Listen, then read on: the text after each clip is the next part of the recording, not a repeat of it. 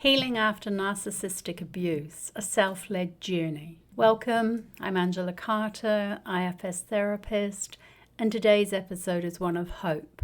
We spent the last few episodes unpacking narcissistic behavior, those narcissistic systems, the trauma bond, and how to unhook from toxic dynamics. But what comes after that?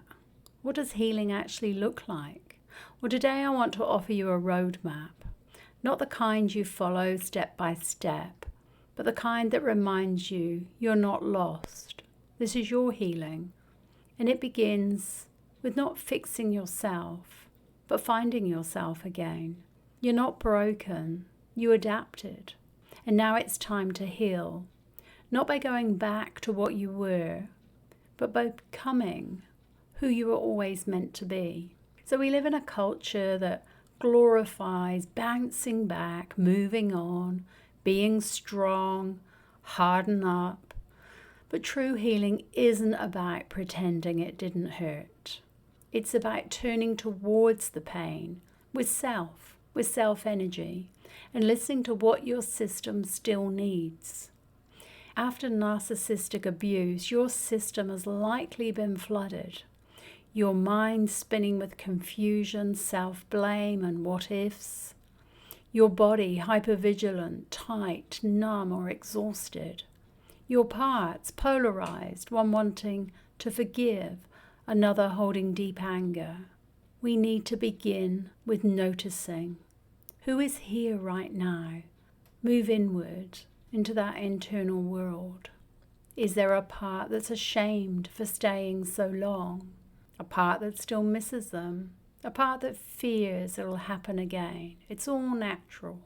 Healing begins by letting all of these parts know that you hear them, that you see them, that they don't have to carry this alone anymore because there's a wise self present. You don't need to start over.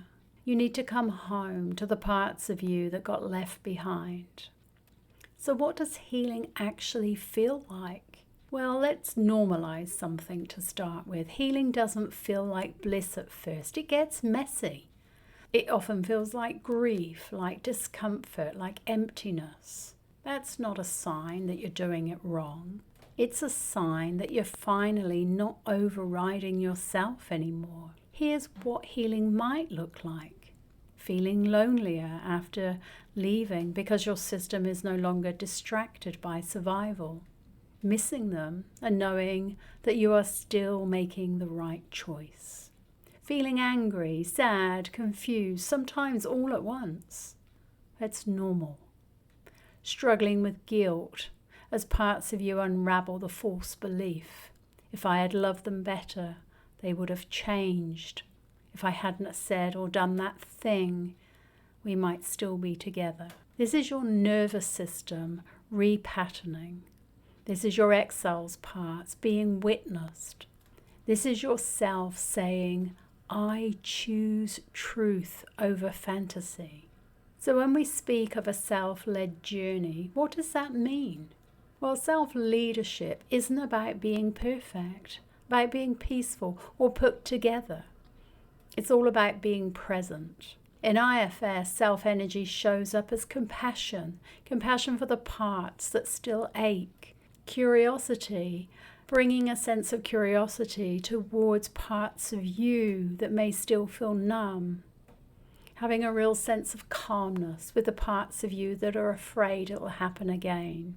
To be self-led means that you no longer exile parts of yourself to maintain relationships.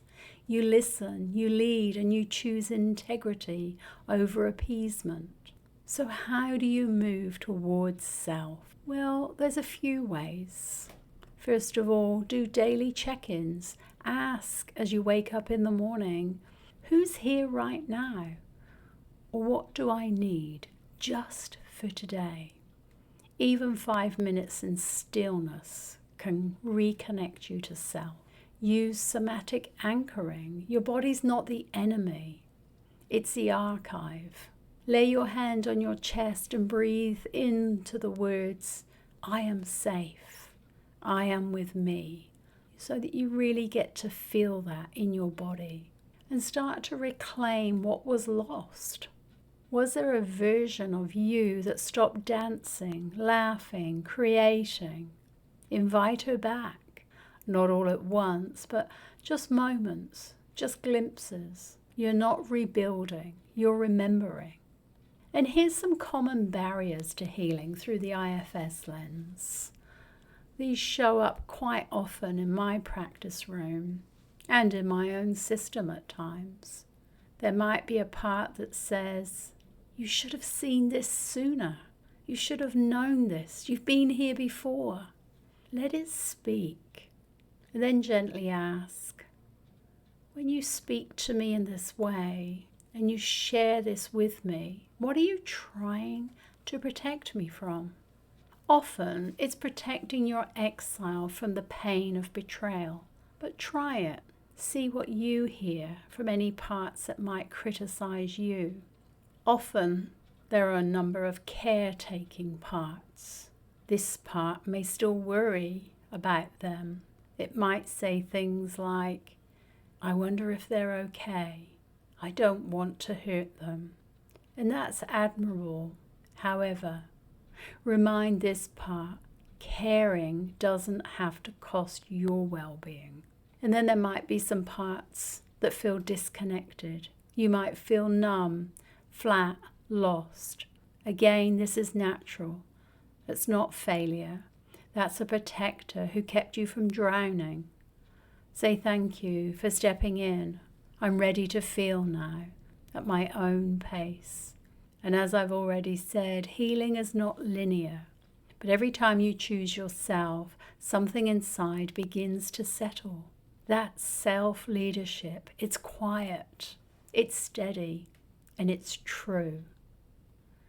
So this is not the end of your story. This is the moment you choose to stop living someone else's version of love, to stop shape-shifting to feel safe, to stop abandoning yourself to avoid abandonment. This is your reclamation. Welcome on the road back home. So next time we'll be exploring something that often comes next. You're not broken, reclaiming your power after toxic love. It's post-traumatic growth, about becoming whole, not in spite of what you went through, but because you finally turned it inward to heal it. If this episode spoke to you, please subscribe, leave a comment for others walking the same path, and know your healing matters. You are worthy of love, and that doesn't require you to shrink. And it starts right here with you.